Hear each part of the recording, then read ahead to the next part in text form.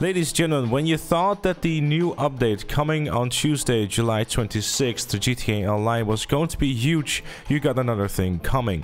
Rockstar is putting the hammer down in a very, very big way. There's a lot of things to cover here, so sit back, relax, and have yourself a listen. First and foremost, the next-gen feature to switch to an invite-only mode in the menu itself will be added to every single platform available to GTA Online. All the business activities, sourcing, selling, etc., will all be able to be done in invite-only sessions. In turn, the high demand cash bonus will see an increase for those who still want to sell in public lobbies and make themselves a little bit of extra cash while still getting the rush of being chased by some dickhead in an armored vehicle. Every single vehicle who is able to get into the Los Santos car meet will be able to equip low grip tires. So if you feel like something like a Drift 370 or a Drift Tampa now finally actually being a drift vehicle, go crazy. You ever wanted to have an adder turn into a drift car? Go crazy. It's all going to be possible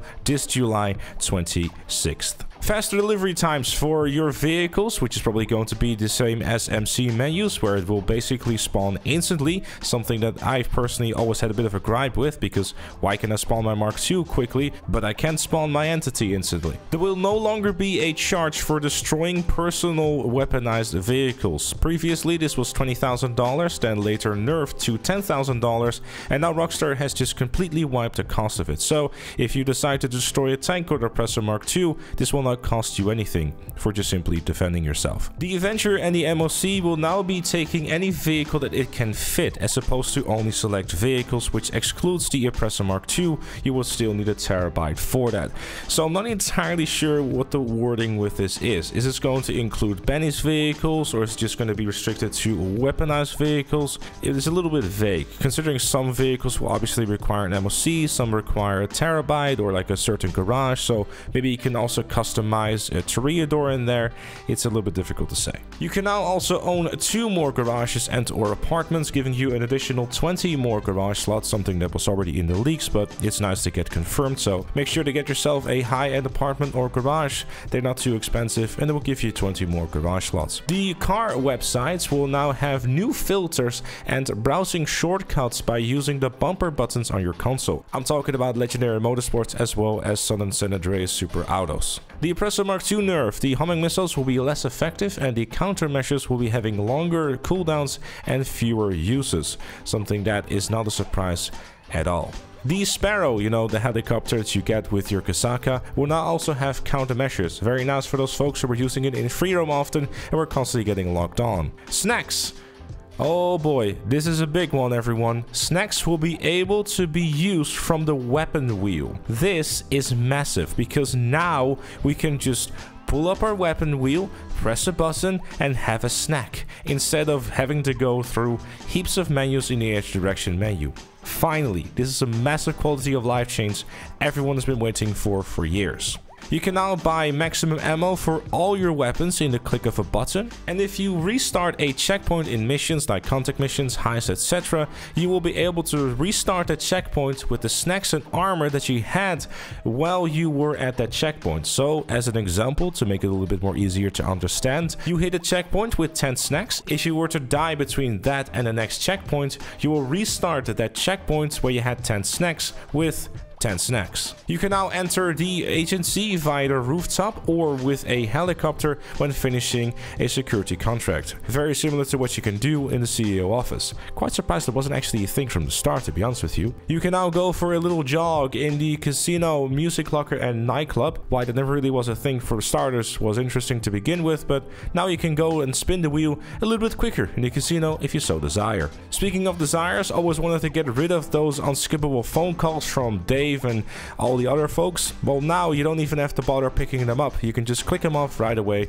without being bothered. PC players are actually getting some anti-cheat measures. he said sarcastically, because you can now stop seeing gamer words in your text chat by just simply disabling it within the settings. Which means that modders on PC will have one last thing to mess with people with, so instead they'll probably just go instantly to crashing your game. Now the next one is quite a massive one, which I think is going to have a very significant impact to how free roam is being played. You know how everyone always goes around and brags how good their KD is? Well, KD ratio is no longer going to be affected by free roam. So if you go on a 200 kill streak, it won't matter. It will not affect your KD. The only time your overall KD is affected is if you play any of the competitive modes. This is a big one. This is genuinely a big one, because you know there's a bunch of folks out there who are going around on their Oppressor Mk2 and just click boom everyone just for the sake of seeing a number go up. I'm wondering how much an effect it's going to have, considering that most folks who do that already have a very high KD. And now that death doesn't matter at all anymore, it might even make stuff worse. We don't know. If you're someone who is not that good at scoping out the island during the Cayo Perico Heist, you can get caught a few more times before you're being yeeted off the island. You know, not a super necessary change to me, but it's welcome for those casual players maybe. The race creator will be getting an assortment of updates, including increases to the checkpoint limits, player limit for transferring races, and a number of fixtures that can be removed on the next generation of consoles. Plus, all platforms will be able to create their own RC Bandito races via the special vehicle race creator, with a ghost to first checkpoint option being added to additional race types.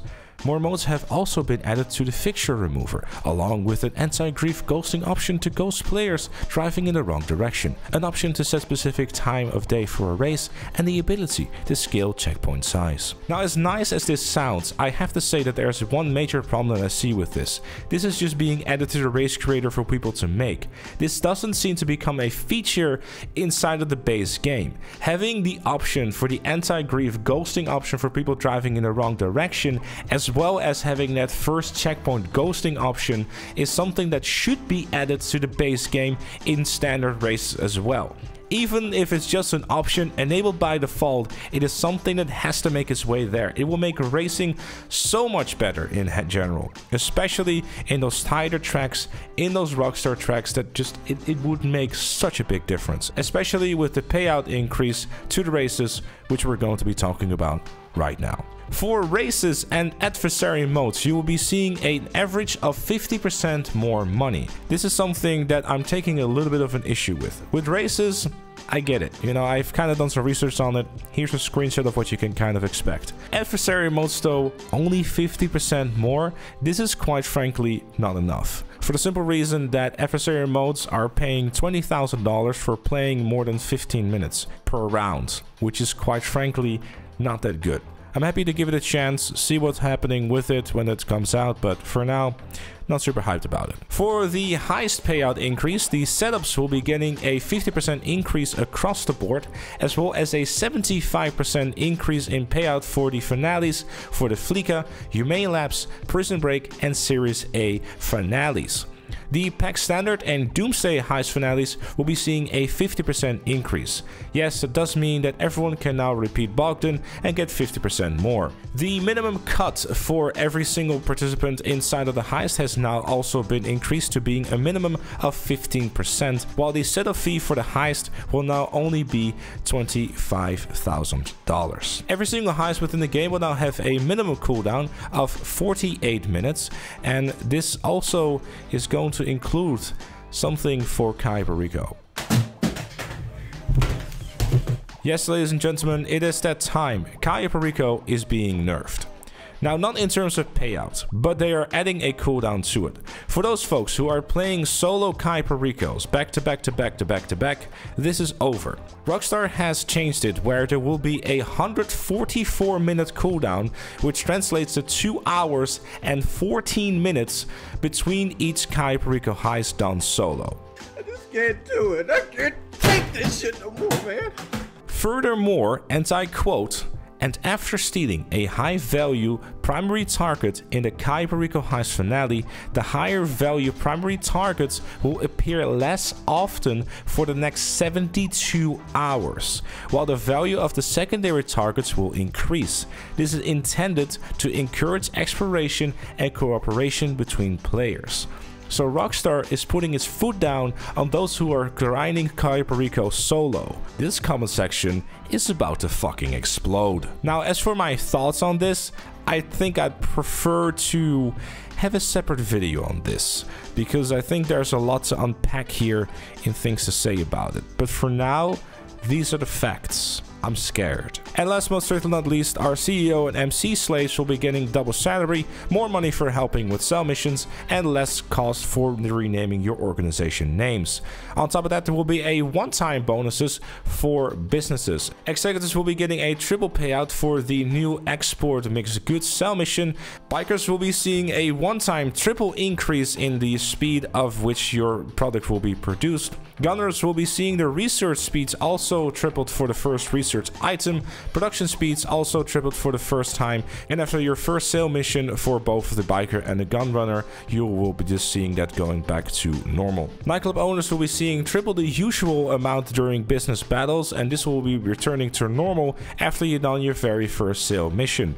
That's pretty huge, to be honest with you, considering that that might add up rather quickly. And on top of that, for all the businesses that I just mentioned, they will also be receiving a double cash payout for your very first sale mission after the patch has dropped. That is the quality of life patch detailed by Rockstar themselves. There is a lot to unpack here, but because the video has been going on for as long as it has already, I'm gonna leave it here. I'll upload a thoughts video with everything about this tomorrow, so stay tuned to the channel for that.